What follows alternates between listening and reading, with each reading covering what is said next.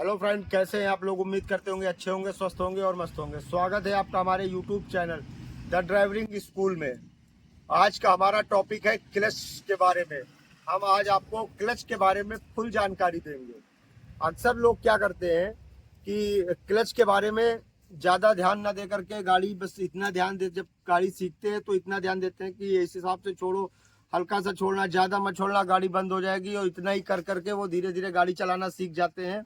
और क्लच के बारे में उनकी कुछ बैड हैबिटें जो पड़ जाती हैं, वो जो आगे चल के उनको बहुत दिक्कत करती हैं और काफ़ी ज़्यादा नुकसान का भी सामना उन्हें करना पड़ता है।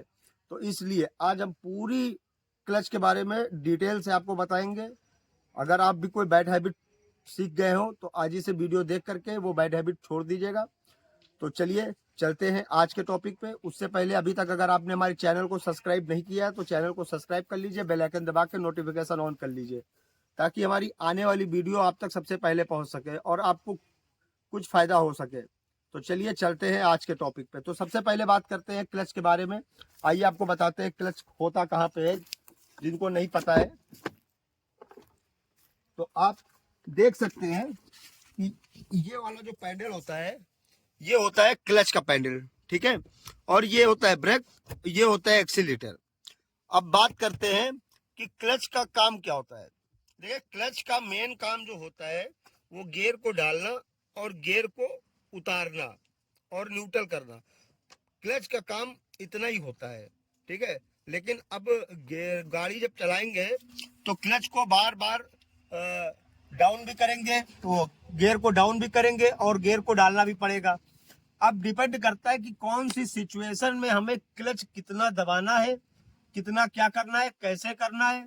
हाफ क्लच क्या होता है, क्लच पे पैर रख के चलाना है या नहीं चलाना है, या कब चलाना है, गियर डालने के लिए क्लच को कितना दबाना है, कौन से गियर में क्लच को कितना छोड़ना है, कैसे छोड़ना है, कितना दबाना है, ये सारी बातें आपको इसी वीडियो में डिटेल में मिलने वाली है। तो प्लीज अपना समय निकाल के वीडियो को पूरा देखिएगा, स्क्रिप्ट बिल्कुल मत करिएगा। पता नहीं स्क्रिप्ट करने पर कौन सा पार्ट आपसे मिस हो जाए, जो आप हो सकता वही पार्ट आपसे मिस हो जाए, जो बैड हैबिट आप कर रहे हो वही पार्ट आपसे मिस हो जाए। तो वीडियो को बिल्कुल भी स्क्रिप्ट मत करिएगा, वीडियो को पूरा देखिएगा। चलिए बताते हैं आपको। देखिए, सबसे पहली बात, बहुत लोगों को शिकायत होती है जब गाड़ी को हम फर्स्ट गियर में उठाते हैं तो गाड़ी झटके लेकर के बंद हो जाती है, ठीक है। तो देखिए, फर्स्ट गियर में जब क्लच को हम दबाते हैं और जब हम छोड़ते हैं तो उसकी कुछ नियम अलग होते हैं। तो देखिए, पहले गियर में जब हम गाड़ी को स्टार्ट करेंगे, जैसे कि गाड़ी को स्टार्ट किया और पहला गियर डाला, तो मैंने क्लच को ये देखिए दबा लिया है, आप देख सकते हैं, ठीक है। मेरा क्लच पूरी तरह से दबा हुआ है। और उसके बाद जब क्लच को छोड़ा जाता है तो बहुत ही 10% 10% करके क्लच को छोड़ा जाता है। और बहुत लोग क्या करते हैं, एकदम से ऐसे छोड़ते हैं, ठीक है। पहले गियर में क्लच को बहुत ही स्लोली छोड़ा जाता है, जब लगे कि गाड़ी अब हमारी बढ़ने वाली हो गई है। चलिए मैं आपको गाड़ी स्टार्ट करके बताता हूँ। ये मैंने चाबी लगाया। और कुछ नए बंदे होते हैं तो वो एक गलती और करते हैं। सबसे पहले आप अपनी सीट को भी एडजस्ट कर लीजिए कि आपका पैर क्लच तक पूरी तरह पहुंच रहा है या नहीं पहुंच रहा है। पहुंच भी रहा है तो क्लच को दबा के देखिए कि क्लच पूरी तरह दब पा रहा है आपसे, नहीं दब पा रहा है। बहुत लोग क्या करते हैं, सीट को पीछे करते हैं और वहां तक, जैसे कि ये देखिए मैंने यहाँ तक किया, मेरा क्लच पूरी तरह नहीं दब रहा है, ठीक है। तो ऐसा नहीं करना है। क्लच के अकॉर्डिंग आपको, किसी के पैर लंबे होते हैं, किसी के छोटे होते हैं, उसी अकॉर्डिंग आप जो है अपनी सीट को एडजस्ट कर लीजिए और क्लच दबा के देख लीजिए पूरी तरह प्रॉपर पूरा क्लच दब रहा है कि नहीं दब रहा है, ठीक है। अभी मैंने सीट को एडजस्ट कर लिया है और क्लच हमारा पूरी तरह से दब रहा है, ठीक है। अब आपको मैं गाड़ी को स्टार्ट करके दिखाता हूँ। हमारी गाड़ी स्टार्ट हो गई है, ठीक है। अपने हैंड ब्रेक उतार दिया है। अब देखिए, मेरा क्लच पूरी तरह मैंने दबा रखा है, ठीक है। पूरी तरह क्लच दबा हुआ। अब हमने पहला गियर लगा दिया है, ठीक है। देखिए, पूरी क्लच दबाने से गियर मेरा कितनी स्मूथली लगा। अब यहीं पे आप नोट करिएगा, बहुत लोग क्या करते हैं, पूरा क्लच नहीं दबाते हैं और गियर को डाल देते हैं। जैसे कि इतना दबाया और ये देखिए खट से आवाज आई, ठीक है। तो ऐसा नहीं करना है आपको। पूरा जब भी गियर लगाना है, या first, second, third, fourth, fifth, six, कुछ भी लगाना हो गियर, ठीक है, तो आपको पूरा क्लच दबाना है। पूरा क्लच दबाएंगे तो आप बिल्कुल स्मूथ गियर लगेंगे, कोई ना आवाज, किसी प्रकार का कोई जर्क, कुछ नहीं आएगा। आपको अगर यकीन ना हो तो कभी भी आप गाड़ी बैठिएगा, एक बार हाफ क्लच लगा कर दबा करके जो है गियर लगाइएगा, और एक बार फुर्थ क्लच दबा के गियर लगाइएगा, और अंतर आपको पता चल जाएगा। चलिए ठीक है, चलते हैं आगे। ये मैंने लगा दिया। अब बात करते हैं, देखिए पहले गियर में क्लच को छोड़ना कितना है, जरा नजदीक लाइएगा। अब ध्यान से देखिएगा उन लोगों कि कैसे क्लच को छोड़ना है। अभी देखिए जैसे ये धीरे धीरे छोड़ना है।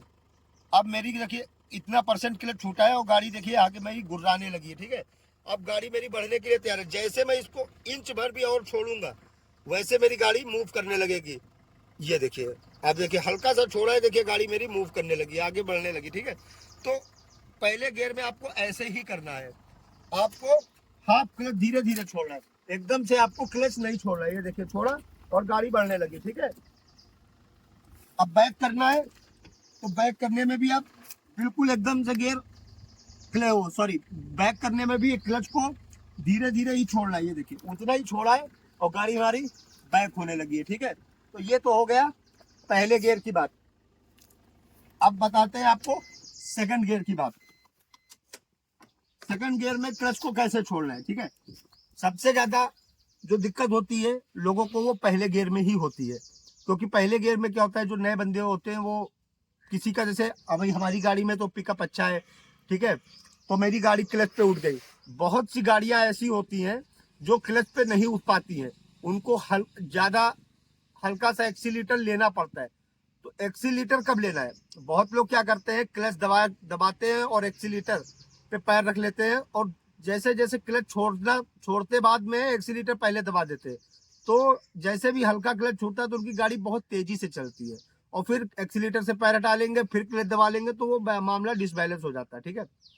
सबसे पहले आपकी गाड़ी में पिकअप हो या ना हो, आपको इतनी पोजीशन पे जब क्लच आ जाए, ठीक है, अगर आपकी गाड़ी अपने आप बढ़ रही है तो ठीक है, नहीं बढ़ रही है तो आपको हाफ क्लच छोड़ने के बाद हल्का सा एक्सीलेटर लेना है और फिर धीरे धीरे धीरे धीरे पूरा क्लच छोड़ना है, ठीक है। क्या करना है, पहले हाफ क्लच छोड़िए, ठीक है।